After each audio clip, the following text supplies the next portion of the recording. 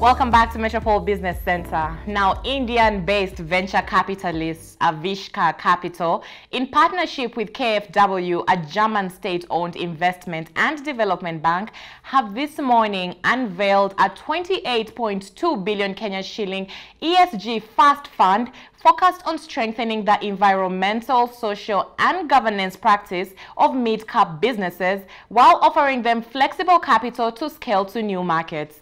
Now, while leveraging on the global drive for sustainability and equality, the ESG First Fund is a fund focused on investing in Africa and Asia with the mandate of generating superior ESG outcomes and commercially viable financial returns alongside positive social impact. The ESG First Fund will seek to provide transformational capital which can be invested across the capital structure, helping businesses improve their ESG standards so that they can capitalize on the increasing consumer preference for ecologically conscious, gender equal, and purpose-driven businesses while meeting increasing demands on corporate due diligence in the course of regulatory measures in the European market. Now, our reporter Claudius Otieno sat down with Ashish Patel, who's the managing partner of ESG First Fund, Avishka Capital, who tells us all about this fund and how, as a business, you stand to benefit. Take a look. Mr. Patel, talk to us about the ESG Fund and how it's going to help businesses in the country. The ESG First Fund is a $250 million fund, which is going to be investing in mid-sized businesses across Africa and Asia. We look to help businesses by providing them with transformational capital that will help them improve their ESG standards and therefore become more better businesses to export into the developed countries such as Europe. Yeah. Mr. Patel, what would you say about the overall state of business or commerce on the African continent? Are we seeing more innovation? We certainly are seeing a lot more innovation. You're seeing a lot more startup activity, particularly using technology. I think as a continent we could do a lot more. As a continent there is a lot of basic value creation that we can still carry on doing, particularly in sectors such as agriculture, textile, mining, where some of the basics of manufacturing still need to be brought up. So if we take countries such as Kenya, we have a very vibrant avocado sector, we have a very vibrant fresh foods and fruit sector. There's a tremendous amount of additional value creation and value addition that we can be doing in the country before we export these goods and services. Yeah. On that note, Mr. Patel, when we talk about emerging mid-market businesses, you understand more about that. What exactly are we talking about for avoidance of doubt? We're talking about businesses that will be in the range of $3 to $5 million and above in turnover. They have a number of employees, typically around 40 to 50 employees and above, and are already engaged in some manner with the export market into Europe. What criteria will you use as to determine what businesses will reap from this fund? The fund that you talked about, and if any sectors in particular are there any sectors that you are targeting in particular besides benefiting from the 28.2 billion fund? What sort of support or value will small business get from the initiative? Thanks.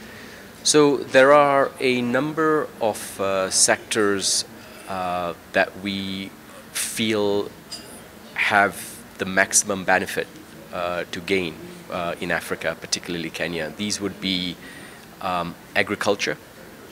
I'm sure you're aware that we are a significant exporter of fresh fruits and vegetables into the European market, into the EU already. And we think that we could do a lot more into other parts of Europe and also into other parts of the world, from Asia, Middle East to also countries like the former East European countries.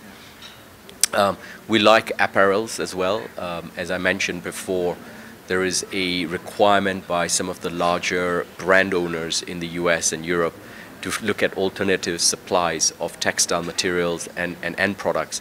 Kenya, we've got a very advantageous position, not just from a geographic position, but we have one of the best logistical hubs in Africa, and we have very trained workforce with sufficient supply to infrastructure that makes us very competitive to create a superb industry around apparels.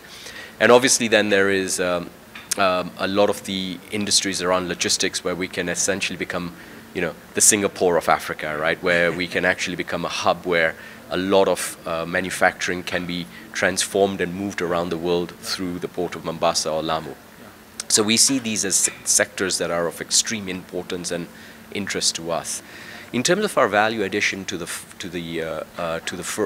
companies that we invest in, we are not only a financial investor, meaning that we have the expertise to help them think through their business planning processes, their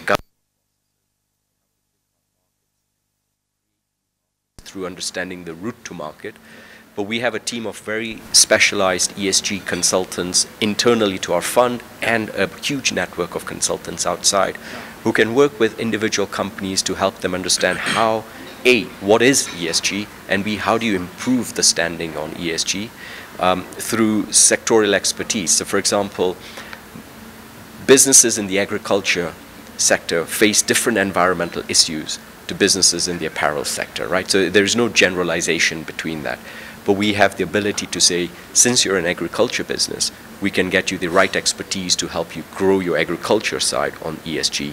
And those that are coming from apparels, we will have separate consultants that have specialism in that sector, right? So it is something that's quite unique to us.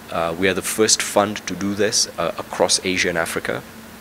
We've got sufficient support from our investors, and we truly believe that this is a way to really help Kenyan businesses and African businesses to grow and take a larger share of the total export market, which is trillions of dollars large, as opposed to just focusing on the domestic market. Yeah. Such a fantastic link, Mr. Patel. I think I'm so excited with that, but you answered the question well. But fast forwards, why is it important for businesses to scale up and play in the global marketplace? What do they stand to gain? Quite simply, growth, right? As a continent, as a country, we have a very well-educated young workforce. They need to find the right type of employment. They need to find the right sort of careers. And therefore, we need to be growing large businesses out of the country. We can do this by participating in the growth of the overall global growth, right? Which is significantly larger than just thinking about Kenya as a market. And therefore, given that we've been blessed with natural resources to the extent that we have, why would we not kind of enable these resources to be made into value addition so that we can, as a country, gain a lot more and therefore do a lot better for our own guys? Yeah. We've heard of situations where businesses scale up and realize they may be moved too fast. Maybe the businesses did not do right or a bit of more than they could chew at some point. What are some of the signs that a business is ready to scale up, and what is the right way to go about it? Yeah, it's an excellent question.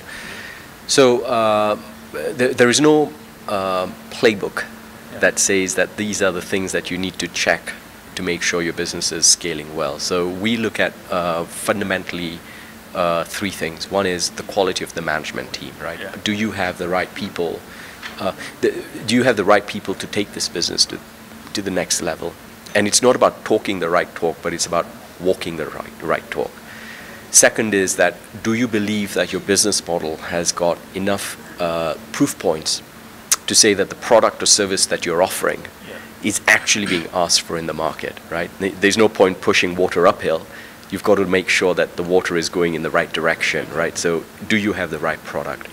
And then you have to look at alignments, right? That are your stakeholders aligned with you in the way that you want this to happen? So for example, if you're a successful exporter, but if you're not taking care of your supplier base of small farmers, it's only a question of time before the small farmers say, hey man, you're making all this money, I'm making nothing, and therefore you've got to ensure that there is social equality between you and your suppliers.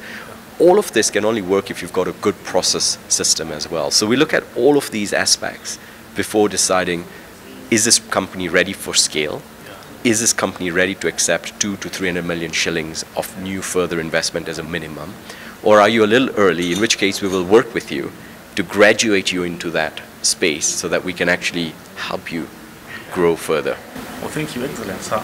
And finally, are you targeting just Kenya with this initiative? And what next should we expect in terms of programs to boost enterprise in the country? So no, Kenya is not the only country. We're initially starting with Kenya, Uganda, Tanzania, all of East Africa community, the EAC community. And that is simply because the way we work is it's not invest and forget. We work with these businesses very closely, and as we scale our team out to the rest of Africa, we will obviously be making investments across Africa. Just to give you an idea, you know, when we give capital to somebody, that we expect them to also report back to us as investors into them. We will be taking active roles on their board seats, trying to give them help and advice where we can, because we all come back from a very entrepreneurial background ourselves. Over the coming years, you should see us making at least 2 investments in Kenya, and in the course of the next 5 years, I'm hoping that we will have made 15 investments across this fund at any point in time, right? So we've got a very ambitious target. I'm sure we will do it, and I'm very encouraged by the entrepreneurial spirit that I'm seeing here. I'm from Kenya, and obviously I'm really looking forward to this now. Yeah. And maybe lastly, there is this always a pressing question in the country. You know, the country is facing challenges with unemployment issues to do with the youth, graduates from schools and institutions. Just as a concerned, let me take it as a perspective of a business person or an employer or anybody. What's your take about this issue of unemployment? Are there miles that you've gone to make to try solve the issue of unemployment, especially with the youth in the country? Yeah. So we of course it's a big social issue, and we're concerned as citizens of the world on unemployment of the youth, particularly in Africa, right? And it's not unique to us. We are having these issues in many parts of Asia as well. These concerns can only be addressed by creating growth and opportunity.